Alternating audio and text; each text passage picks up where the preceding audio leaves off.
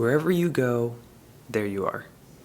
In this video, I want to talk about reverse engineering success.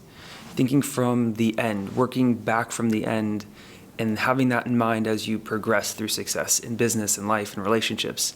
So I'm going to say that quote again. You guys have probably heard this, which is, wherever you go, there you are.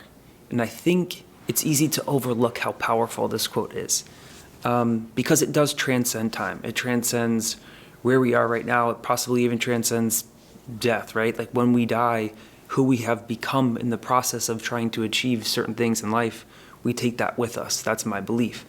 And so I want to talk about leaving a legacy and kind of reverse engineering this. And so success in any arena is not so much about the destination. It's not about the stuff we get. It's not about the goals, the things. It's more about the process of becoming the person, who we become along the way of trying to achieve greater things. So I love this quote by Jim Rohn. It really sums up this concept so well. The greatest value in life is not what you get. The greatest value in life is what you become. I'm going to say it one more time, just because it's so powerful. Again, this quote is by Jim Rohn. The greatest value in life is not what you get. The greatest value in life is what you become. Whoa. So it's this process of becoming which is so powerful, which is why I really subscribe to Myron Golden's model of be, do, have, right? Become the person that can do the things, who can have the stuff. It's not about having the stuff. It's about that process in the middle of becoming the person. If any of you, and I'm sure there's some of you that are watching that have had levels of success, maybe financially, maybe in relationships, maybe worldly measures of success, right? It's like you go to the club and you're a guy and you can pull all these girls, right? You have all these girlfriends, or you're a business owner and you have all this money, or you've had all this success. And still there's this vacuous emptiness inside. There can be this hole. And so if we're not thinking about what the ultimate thing is that we want in life, right? Fulfillment, success. I think that success has fulfillment baked into it as my definition of success. If we're not intentional about that, we're not thinking about that, we'll end up, creating a game board that leads us to just having the stuff, the things, the money, the short-term relationships, these short-term ephemeral things that come into life that are here today and gone tomorrow. And so if you're focused on having versus becoming, you'll be unfulfilled, upset, and unhappy. Something I really believe after having, at 19 years old, had my first company, had a high, pretty decent level of success. We were post the 2008 recession. And so we had money coming in. We had a company car that was a Lotus Elise. It was considered exotic at the time, probably even more so now. Of course, it's worth more now than it was then. Had all the things, and still there's this empty, vacuous hole that just keeps getting filled with stuff. And that was because I didn't understand that the process of becoming was more powerful than the process of possessing.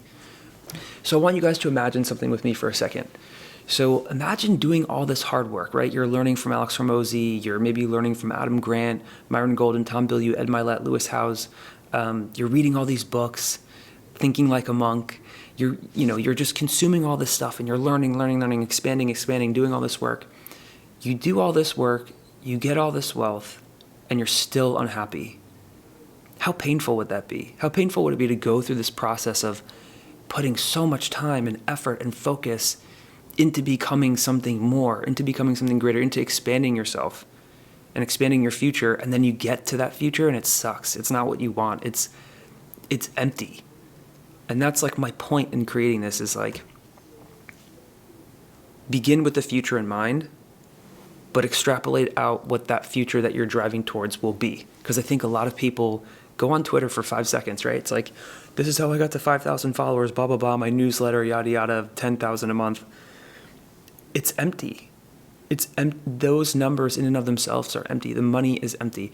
And that's why you can have people that are missionaries and literally make no money and have such a fulfilled life. That's why you can have monks in monasteries that make nothing, sleep on a wooden floor, have a leaf for a pillow, and are still happy. And so I think there's some level of delusion if you don't understand that fulfillment needs to be a part of the criteria of success for you. Begin with the end in mind, the end being the process of becoming the person. If you start that way, you'll have more success and more fulfillment and more joy along the way. And at the proverbial destination, the destination, I guess, being death, the whole purpose of this video is to say, you cannot play the game well if you don't understand the rules. So what are the rules for success for you? For me, it would have to be fulfillment and joy and contribution, giving back to other people. Those are components of success for me. So in reverse engineering success, I think be mindful of what those things are for you, because it's not going to just be money. And I think the worst part of it all is you can get more money. You can use your creativity to accumulate more, to have more, but you won't get more time. And so if you get to the end of your time and then it was all for nothing, what a waste that would have been. I hope this helps you. I hope this challenges you, and I'll see you in the next one.